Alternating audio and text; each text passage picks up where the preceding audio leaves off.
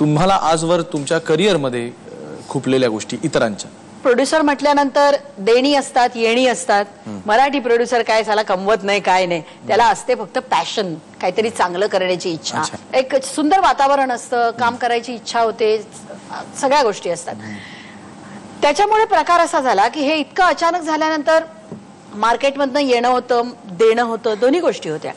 तर मी ज्या ज्या व्यक्तींबद्दल आणि ज्या मंडळींबद्दल कॉन्फिडेंटली सांगत होते ना मुलीला की तू काळजी करू नकोस, त्याला सांग फक्त की आई 6-7 महिन्याच्या ट्रीटमेंटमध्ये चालली आहे, तर तुमचं जर देणं पुढे मागे झालं तर जरा ऍडजस्ट करून घ्या.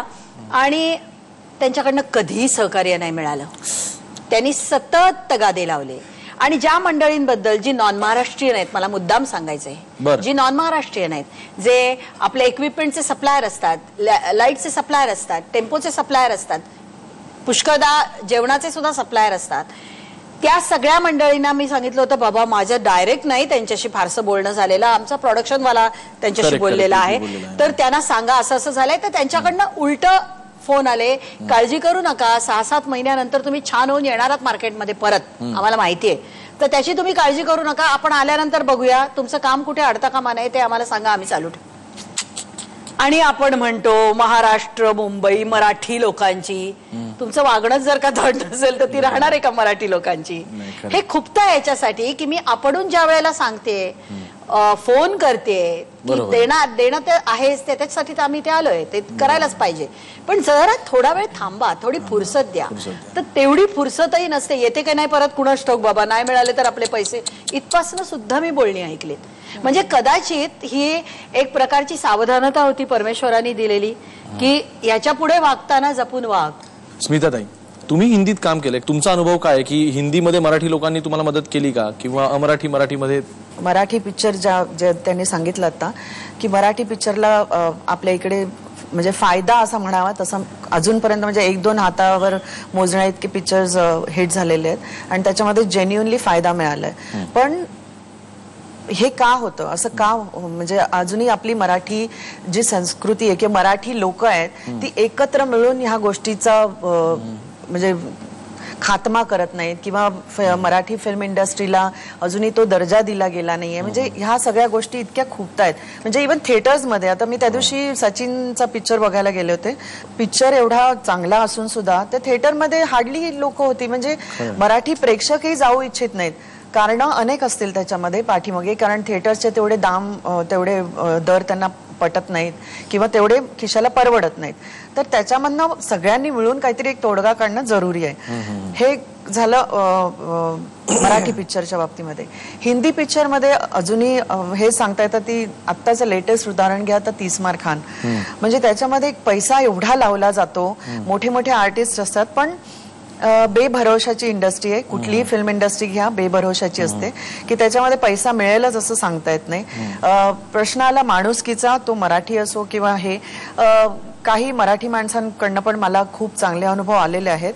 पण एक शेवटी प्रत्येकाचे वेगवेगळे अनुभव असतात. आणि आणखीन एक खूप तर म्हणजे महंगाई आता म्हणजे कांद्याने तुमच्या पण डोळ्यात पाणी. म्हणजे आता मी परवा मी बातमी वाचली की लहान मुलांनी लसूण चोरले. म्हणजे इथपर्यंत वेळ आलेली आहे की लसूण चोरेपर्यंत आज तुमची परिस्थिती गेली आहे. म्हणजे आपले राजकीय नेते नुसतं मीडियामध्ये येऊन तुम्ही स्टेटमेंट्स देताय की काय तुम्ही करता काय? म्हणजे हे वाढतच चाललंय. पेट्रोल, डिझेल, हे कोणाला धरायचं आम्ही? राजकीय नेत्यांना धरायचं की कुठल्या सिस्टीमला धरायचं? म्हणजे अशा इतक्या गोष्टी आहेत की त्या खूपतायत, पण आम्ही सामान्य जनता. पण तुम्ही एक नागरिक म्हणून तुम्हाला खुपणाऱ्या गोष्टी तुम्ही नक्कीच सांगितल्या, खूप चांगल्या प्रकारे सांगितल्यात. पण प्रोड्युसर म्हणून हिंदी फिल्म इंडस्ट्रीमध्ये तुम्हाला खुपलेल्या गोष्टी? सर्वात मोठी गोष्ट जी आहे जी फिल्म इंडस्ट्रीमध्ये, ती पायरसी. ही एवढी खूपते की मी जेव्हा इम्पाची मी प्रेसिडेंट होते, 3-3.5 वर्ष मी ते पायरसीच्या विरुद्ध काम केलं. आणि काही अंशी, म्हणजे मी प्राऊडली सांगू शकते, मी काही अंशी ती पायरसी कंट्रोलमध्ये आणू शकले होते. म्हणजे या अशा अनेक गोष्टी ज्या रिलेटेड. तिथे काही हिरो हिरोईन्सनी किंवा यांनी तुम्हाला, अर्थात तुम्ही ठाकरे होता परंतु तरी अदरवाईज त्रास दिला? देवाच्या कृपेने माझ्या पहिल्या पिक्चरमध्ये गोविंदा होते आणि संजय दत्त होते. तर ते दोघेही घरचे संबंध असणारे हिरो होते, त्यामुळे मला तेवढा त्रास झाला नाही हिरो मिळवण्यासाठी. देवाच्या कृपेने पहिलं पिक्चर खूपच हिट गेलं. त्याच्यानंतर मी अजूनही बरेच 2-3 पिक्चर्स काढलेत. पुन्हा दुसऱ्या पिक्चरमध्ये गोविंदा माझ्या अक्षरशः भावासारखा आहे, त्यामुळे त्याने कधी मला अजूनपर्यंत त्रास दिला नाही. आणि जे काय बाहेर लोक काही म्हणून देत, पण मला अतिशय त्याच्याबद्दल आदर आहे. आणि त्याने मला जेव्हा मला गरज होती तेव्हा त्याने मला साथ दिली. तर आजच्या परिस्थितीमध्ये एका स्त्रीला निश्चितच डबल एफर्ट्स दाखवायला लागतात, कुठल्याही क्षेत्रात असो, की ते म्हणजे इंडस्ट्री, फिल्म इंडस्ट्रीज नाही. मुंगी होऊन साखर खायची, एकदम गोड संपायला गेलात की तुम्हाला मारणारच जग. रोज थोडं थोडं थोडं खाल्लं तरच बाई थोडीफार सक्सेसफुल होऊ शकते. आजपर्यंत इथे जे आलेले, आतापर्यंत मनोहर पंत आले, अर्थात ते अजूनही शिवसेनेमध्ये आहेत, परंतु भुजबळ साहेब ज्या वेळेला येऊन गेले त्यांनी फार पूर्वी शिवसेना सोडलेली.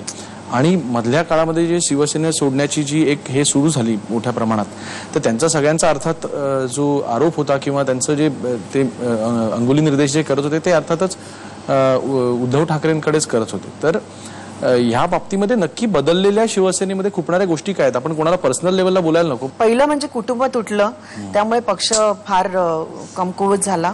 आणि दोघंही म्हणजे राज ठाकरे फार पूर्वी आले होते राजकारणामध्ये, आणि त्यांच्यामध्ये जे त्यांनी डॅशिंग पणा त्यांच्यामध्ये आहे, वक्तृत्व त्यांचं चांगलं आहे. तर मला असं वाटतं एकत्र राहून जे कार्य करता आलं असतं त्याच्यामुळे फार मोठा आघात झालेला आहे. आणि आता त्यांची लिडरशिप, उद्धवजींची लिडरशिप, याच्याबद्दल मी काय बोलू इच्छित नाही, कारण मला फक्त मी साहेबांकडे बघते आणि मी त्यांना भयंकर आदर करते. त्यामुळे शिवसेना ह्या पक्षाबद्दल मला बोलण्याचा काही हक्क नाही, अधिकार नाही. स्मिताताई, आजच्या तारखेला सुद्धा मराठी चित्रपटांना अनुदान लागतं, अनुदानाची गरज आहे. तर हे खरं, हे काय चित्र आहे एकंदरीत मराठी चित्रपट अनुदानावरती? कसं आहे माहितीये का, मला टेकूची गरज असावी का? त्या नाही, गव्हर्नमेंटचं ही जी काही अनुदानाची पद्धत वगैरे आहे ते काय करतायत म्हणजे पहिल्या प्रथम तुम्ही स्वतःच्या पायावर उभ्या राहा आणि मग कुबड्या घ्या. म्हणजे पहिला चित्रपट तुम्ही स्वतःच्या पायावर उभं राहून तयार करा आणि मग दुसऱ्या चित्रपटापासून आम्ही तुम्हाला अनुदान देणार, म्हणजे पुन्हा आम्ही तुम्हाला कमकुवत करणार. तर खरं तर ही अनुदानाची ही पद्धतच चुकीची आहे. मला असं वाटतं पूर्वीचं जे टॅक्स रिफंड स्कीम होती ती त्या मानाने चांगली होती, कारण त्यामुळे तुम्ही चित्रपट लावत होतात प्रत्येक ठिकाणी. आता चित्रपट तयार करून घरी ठेवतात ती प्रिंट, आणि त्याचं अनुदान घेऊन मोकळे होतात, पुन्हा दुसरा चित्रपट करायला तयार. कारण त्याचे बाकीचे नियमच असे नाहीयेत की तुम्ही तो अमुक एक जिल्ह्यांमध्ये लावला पाहिजे कंपल्सरी. पूर्वी टॅक्स होता मराठी चित्रपटाला आणि तो आमचाच हक्काचा टॅक्स आम्हाला परत केला जात होता. आता ही नाही म्हटलं तरी सुद्धा अनुदानाची भावना ही उपकाराची असते. कशासाठी घ्यायची काय माहितीये का? अरे, ज्या सगळं मंत्रिमंडळ पक्क करतात आणि ज्याचा काही संबंध नाही, सांस्कृतिक खातं ज्याला माहित नाही, काही माहित नाही, असा एखादा मंत्री आणून आमच्यावर बसवतात. म्हणजे त्याला शिकवण्यातच आमची 6 महिने जातात. आम्हाला पण शिकवावं लागतं त्याला, कारण त्याच्याही सेक्रेटरीला काही माहित नसतं. ते 6-7 महिने त्याला शिकवून तयार करा, तोपर्यंत पुन्हा दिला दुसरा बदलला. हा असाच प्रकार असल्यामुळे जो एक वेग पाहिजे प्रत्येक कामाला, प्रत्येक स्कीमला, प्रत्येक पद्धतीला एक वेग पाहिजे. तर तुम्हाला तो इंटरेस्ट असतो की बाबा चला याच्याप्रमाणे हे झालं, इतके चित्रपट झाले यावर्षी, आता पुढच्या वर्षी. हा प्रकारच होत नाहीये. या अनुदानाच्या पद्धतीमुळे एकतर सगळेच जण मिंधे झाल्यासारखे झालेत की चला आपल्याला मिळणार आहेत 15 लाख मिळतायत, 20 लाख मिळतायत. पण 15 आणि 20 लाखांनी काय होतंय, जेव्हा तुम्हाला चित्रपट उभं राहायची वेळ येते त्यावेळेला आताच्या काळात तर तुम्हाला 1 ते 1.5 पर्यंत, 1 ते 1.5 कोटीपर्यंत तुमच्या हातात पाहिजे तर तुम्ही काहीतरी करू शकाल. तर ही स्कीमच पुन्हा नव्यानं बांधण्याची वेळ आली आहे आता. बरोबर आहे तुमचा हा मुद्दा आपण सगळ्यांनी मिळून परत एकदा पणा लावला पाहिजे. पण नक्की त्यासाठी मराठी चित्रपटसृष्टी एकत्र येते का, येऊ शकते का, काय येत नाही, याबद्दल आपण चर्चा करणार आहोत.